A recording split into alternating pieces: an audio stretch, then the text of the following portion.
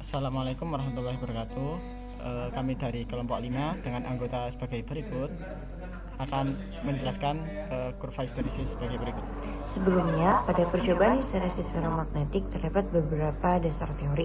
Yang pertama yaitu magnetitasi. Magnetitasi merupakan proses di mana suatu bahan, khususnya bahan feromagnetik seperti besi, kobalt, nikel, menjadi bersifat magnetik akibat pengaruh medan magnet eksternal.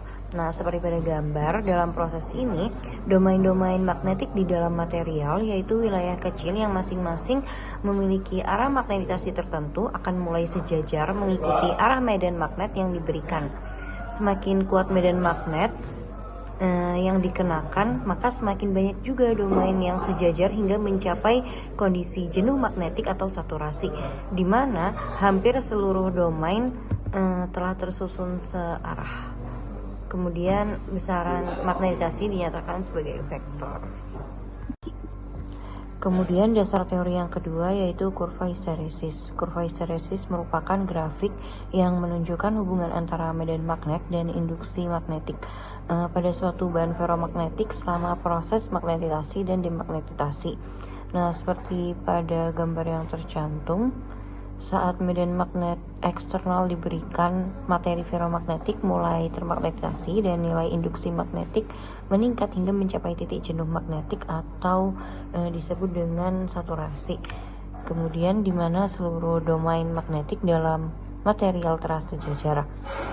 Ketika medan magnet dikurangi hingga 0, material tidak langsung kehilangan sifat magnetiknya, melainkan masih menyimpan sebagian induksi magnetik yang disebut remanensi. Nah, untuk menghilangkan sisa magnetitasi ini, medan magnet harus dibalik hingga mencapai nilai tertentu yang disebut dengan koersivitas. Dasar teori selanjutnya yaitu titik remanensi. Nah, remanensi sendiri merupakan besarnya induksi magnetik yang masih tertinggal dalam suatu bahan feromagnetik setelah medan magnet eksternal yang sebelumnya menyebabkan magnetitasi telah dihilangkan. Nah, jadi pada fenomena ini menunjukkan bahwa bahan feromagnetik memiliki kemampuan untuk menyimpan sifat magnetik secara permanen. Nah, nilai remanensi ditunjukkan oleh titik potong kurva histeresis dengan sumbu induksi magnetik saat medan magnet bernilai 0. Nah, semakin besar tinggi nilai remanensi, maka semakin besar juga kemampuan bahan untuk mempertahankan magnetitasinya tanpa pengaruh medan luar, yang menjadikannya penting dalam aplikasi seperti magnet permanen dan perangkat penyimpanan data. Selanjutnya yaitu ada koersivitas. Koersivitas adalah ukuran seberapa besar medan magnet berlawanan yang diperlukan untuk meniadakan induksi magnetik sisa dalam bahan feromagnetik. Merupakan indikator dari kemampuan suatu bahan untuk menahan gangguan eksternal terhadap sifat magnetiknya. Bahan dengan koersivitas tinggi cenderung lebih tahan terhadap diamagnetisasi, sehingga ideal untuk digunakan sebagai magnet permanen, sedangkan bahan dengan koersivitas rendah digunakan dalam aplikasi yang memerlukan. Berikutnya ada titik saturasi. Titik saturasi magnetik adalah keadaan ketika seluruh domain magnetik dalam suatu bahan feromagnetik telah sejajar sempurna dengan arah medan magnet eksternal, sehingga penambahan medan lebih lanjut tidak lagi meningkatkan induksi magnetik secara signifikan. Titik saturasi menunjukkan batas maksimum kemampuan material dalam merespon medan magnet luar dan menentukan seberapa efisien bahan tersebut dalam mengalihkan flux magnetik. Bahan dengan saturasi tinggi sangat penting untuk aplikasi kelistrikan yang memerlukan medan kuat dan stabil. Kemudian ada alat dan bahan. Yang pertama yaitu power supply. Fungsinya sebagai sumber tegangan yang digunakan untuk memberikan arus listrik kumparan solenoida. Yang kedua, multimeter yang berfungsi untuk mengecek apakah ada arus listrik di kawat. Yang ketiga, kawat tembaga, fungsinya sebagai bahan untuk membuat kumparan. Yang keempat, gunting untuk memotong lakban. Kelima, tang untuk memotong kawatnya. Keenam, amplas untuk mengikis lapisan isolasi pada ujung kawat tembaga. Ketujuh, lakban sebagai isolator atau pengikat kumparan agar lilitan kawat tidak terlepas. Kedelapan, mata bor sebagai poros atau inti sementara untuk menggulung kawat tembaga menjadi kumparan secara manual. Kesembilan, kertas sebagai alas penulis data atau sebagai isolator tambahan saat merangkai kumparan.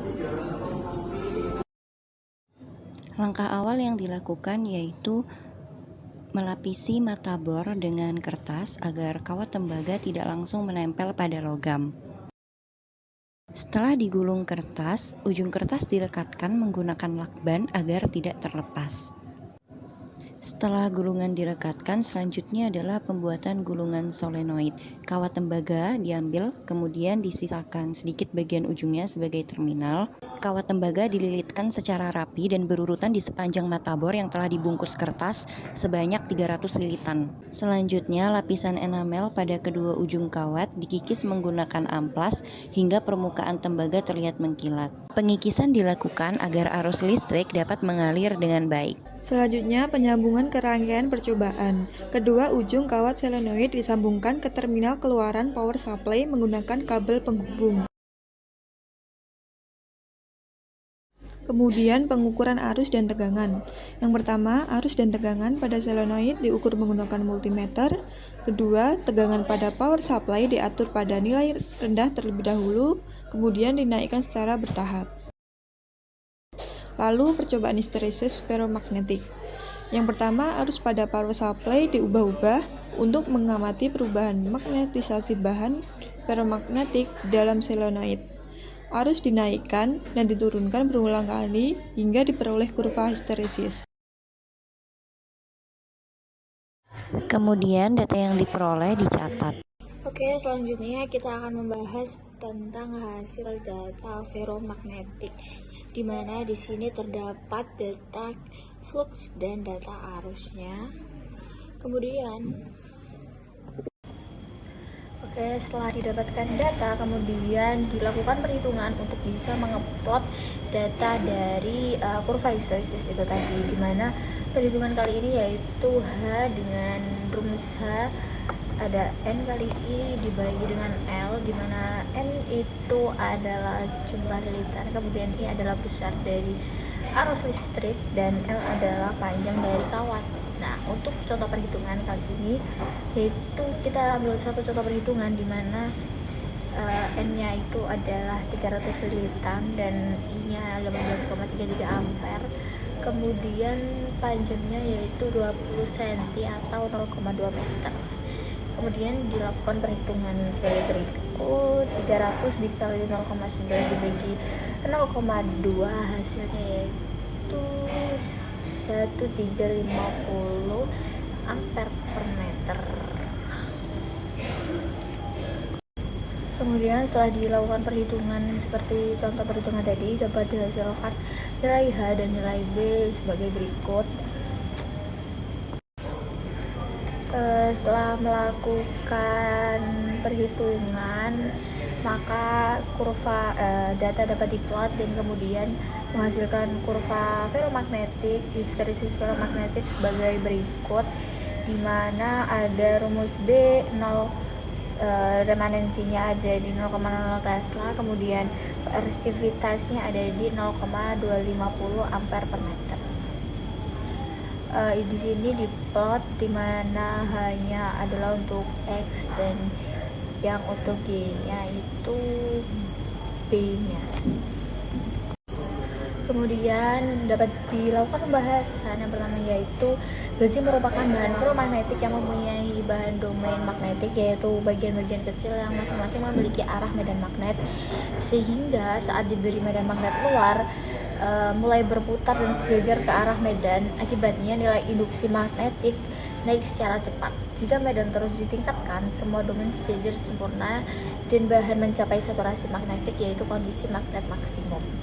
Ketika belum diberi medan magnet atau hanya sama dengan 0, arah domain ini tuh acak sehingga saling meniadakan dan bahan tampak tidak bermagnet atau turun hingga 0.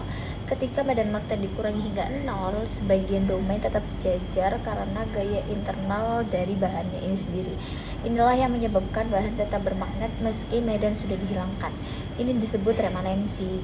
Nilai remanensi menunjukkan magnet sisa yang tersimpan pada bahan. Loop hysteresis ini menunjukkan bahwa respon magnetik bahan tergantung pada riwayat medan magnetnya, bukan hanya nilainya saat ini. Nah, jadi setelah kita melakukan percobaan itu, kita tuh sempat mau mengenolkan si medan magnet ini tadi, atau sifat magnetiknya, tapi tidak benar-benar hilang karena ada nilai remanensi itu tadi. Setelah dipukul, meskipun medan magnetnya hilang, tapi tetap ada unsur magnetiknya, atau dia sifat kemagnetikannya tidak bisa hilang atau susah hilang. Oke.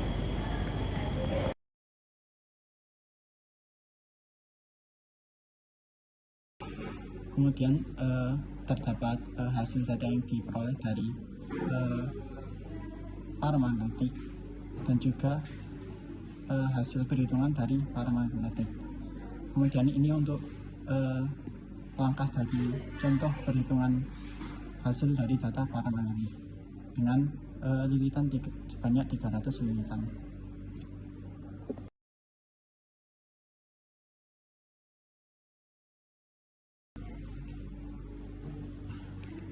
Dari kurva paramagnetik yang dihasilkan, dijelaskan bahwa dalam kondisi tanpa medan magnet, momen-momen magnet tersebut atom-atom tersebar acak, sehingga magnetisasinya itu senilai dengan 0.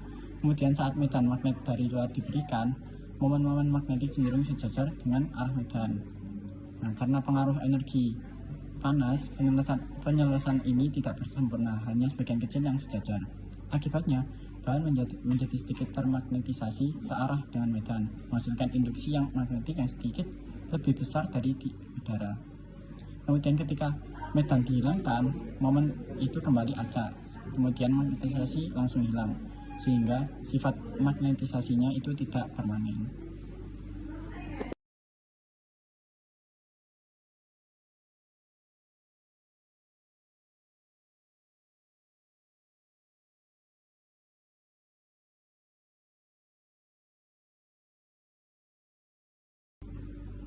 Untuk dia magnetik sendiri dalam keadaan normal, momen magnetik atomnya senilai dengan 0 karena pasangan elektron itu saling meniadakan. Nah, saat medan magnet luar diterapkan, elektron-elektron dalam orbitnya itu mengalami gaya Lorentz sehingga menyebabkan perubahan lintasan. Perubahan ini menimbulkan arus induksi kecil yang menghasilkan medan magnet berlawanan arah dengan medan luar. Akibatnya, medan total di dalam bahan menjadi lebih lama sehingga bahan tampak menolak medan magnet. Nah, ketika medan dihilangkan, maka arus induksi itu berhenti dan efek magnetik langsung hilang. Berdasarkan hasil yang diperoleh, dapat disimpulkan bahwa setiap bahan menunjukkan respon magnetik yang berbeda. Bahan ferromagnetik memiliki banyak domain magnetik yang dapat sejajar saat diberi medan magnet dan menghasilkan titik saturasi, remanensi, dan koersivitas. Hal ini menyebabkan terbentuknya lebar loop hysteresis lebar yang menunjukkan sifat magnet permanen. Pada bahan paramagnetik, magnet atom yang semula acak akan sedikit sejajar dengan arah medan luar, menghasilkan magnetisasi lemah yang bilang begitu medan dihilangkan sehingga tidak membentuk histeresis.